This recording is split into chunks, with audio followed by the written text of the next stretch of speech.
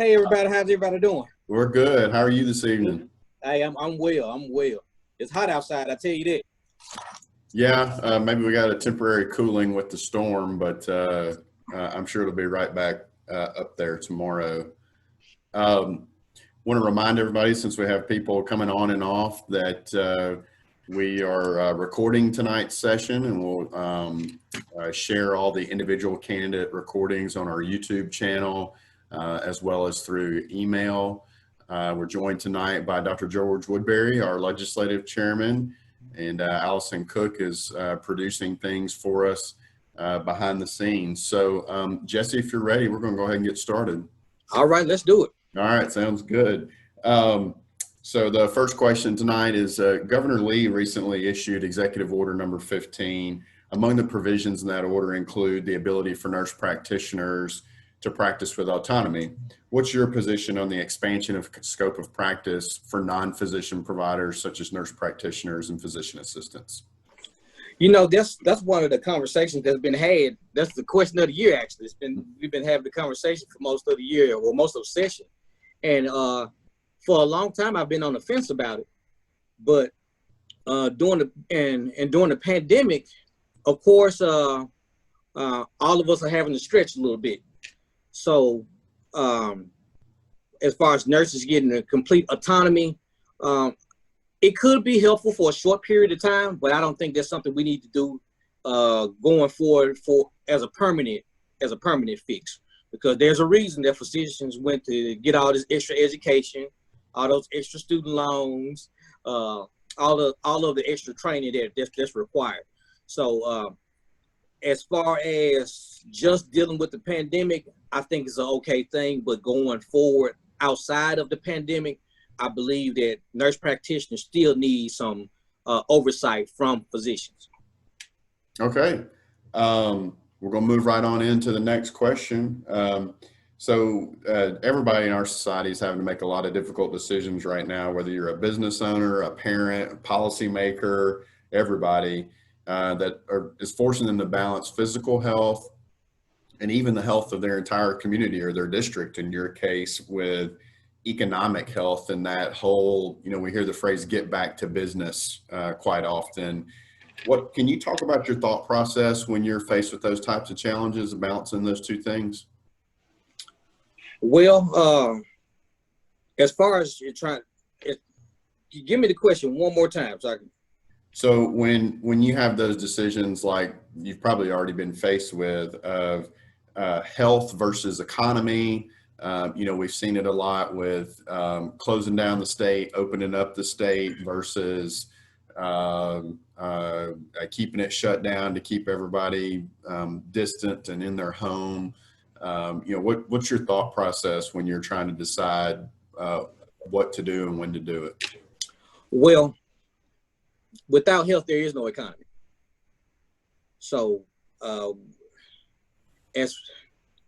we need to follow the advice of our professionals in the medical field in order to get where we need to go as a society through this pandemic. There has been a lot of balancing that has been done, that have to be done. There is so many changes. There's so many families and so many different people in our society have had to deal with. But I do believe that if we all work together to reach that balance, I believe it's something we can get done. But definitely, we definitely need to listen to our experts to find out what's the best measure, because right now there are so many unknowns that we can't just tread the way we normally do, because if we do that, we could cause the situation that we're in right now to get worse, and we don't want it to get any worse. All right, so kind of staying on that economic front, the state's going to have to, face its own economic challenges due to some revenue decreases associated with COVID. How do you prioritize those inevitable cuts that are going to happen, and would you cut healthcare? Healthcare is the one place we don't need to cut. Healthcare and education cannot be cut.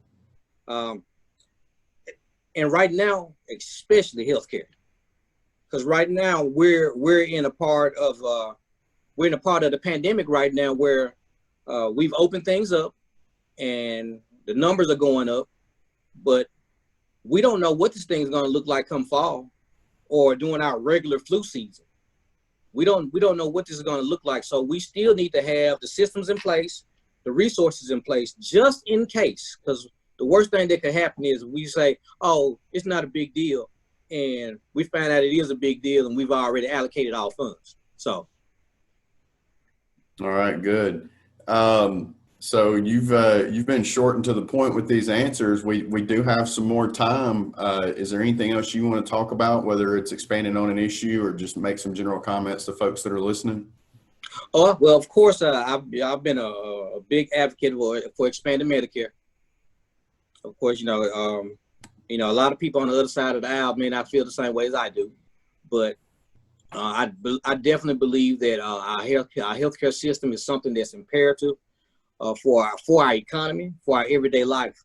By the fact we've closed down so many hospitals over the last few years, I think that we have felt the impact now more so than we would have outside of this pandemic. So I think it taught us a lesson. I think it taught us a lesson. Because we want all Tennesseans to be healthy, because a healthy person can make more money. A healthy person can make better decisions in life. So, and it all starts with health, because